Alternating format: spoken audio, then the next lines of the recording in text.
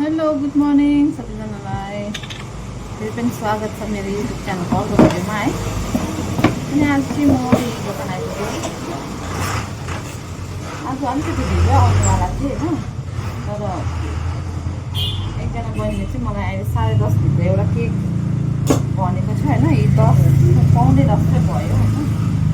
भन्न मेरोमा एउटा बेस चाहिँ हिजो बेलुकै बनाइरहेको थिएँ मैले 1 पाउन्डको बनाइरहेको थिएँ। त्यही भएर त्यसमै मैले पाइनएप्पल केक त केही पनि देखेको छैन चाहिँ, म बोलेको पनि देख्दो रहेछ, मेरो मुख नदेख्दा पनि हुँदैन। त्यही भएर मैले पाइनएप्पल फ्लेभरको 1 पाउन्ड भ्यानिला केकलाई नै पाइनएप्पल फ्लेभर बनाउँदैछु। प्यासिङ गरेको त अब यदि देखाइरहेको होइन।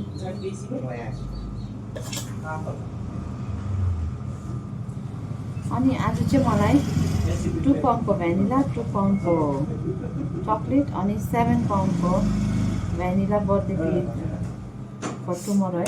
7 पाउन्डको चाहिँ भोलिको लागि, अनि 2 पाउन्ड र 1 पाउन्ड, यो 1 पाउन्डको अझै 1 पाउन्ड हुन्छ बेलुकासम्म 4 बजीसम्मको लागि।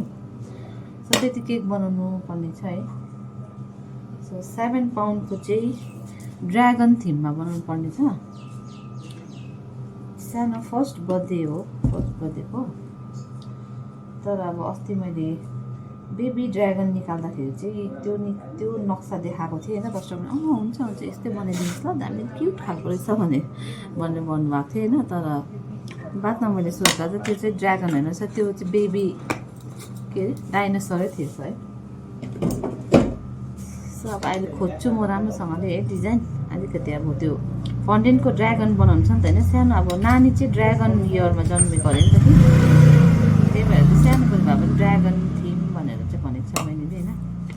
सो म त्यस्तै बनाउँछु है। सो भिडियोमा लास्टसम्म बनिरहनुहोस्। अहिले म देखाउँछु है। सो आजको फर्स्ट केक चाहिँ कम्प्लिट भयो है। केटीहरूको हो भने चाहिँ म यस्तै डिजाइन बनाउँछु है। अनि हतारमा आज हतार छ नि त, 10:30मा लान्छ है। 10 त बजिसक्यो होइन। 9:15तिर मैले फोन गरेको थिएँ अनि म खाना खाएर आउँदा ढिलो भयो नि त। अनि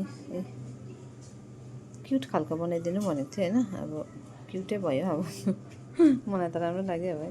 हेरौँ। तर यो केक चाहिँ पाइनएप्पल फ्लेभरको है, येल्लो बनाएको हुँदैछ फुल चाहिँ ठिकै छ। आजको फर्स्ट केक है।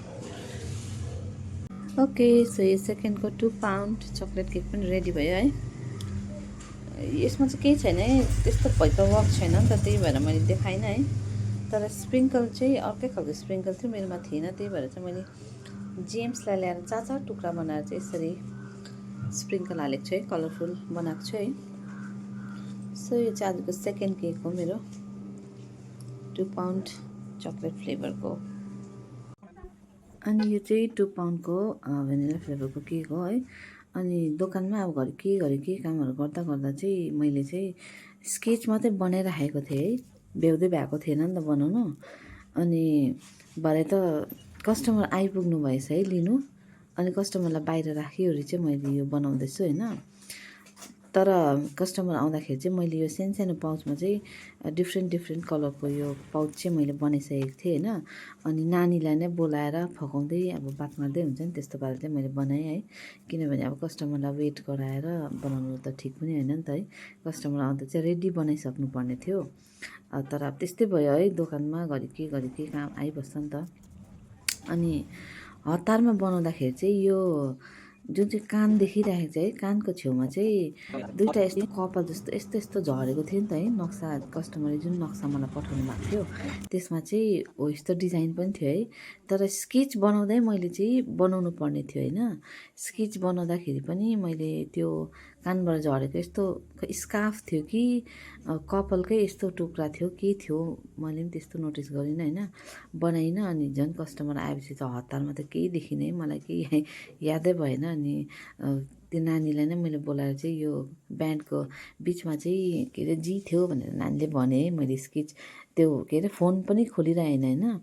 त्यति बेला चाहिँ मैले के लेखेको थियो भनेर फोन खोलेको भए सायद मलाई याद पनि हुन्थ्यो होला कि साइडमा यस्तो कपाल छ भनेर होइन।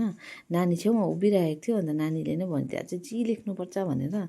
सो मैले त्यही आधारमा बनाएर त्यो चाहिँ छुटेछ है, तर पनि अब राम्रै भएको छ है, केक यतिको त राम्रै भएको छ है। सो तपाईँहरूलाई कस्तो लाग्यो कमेन्ट गर्नु होला है।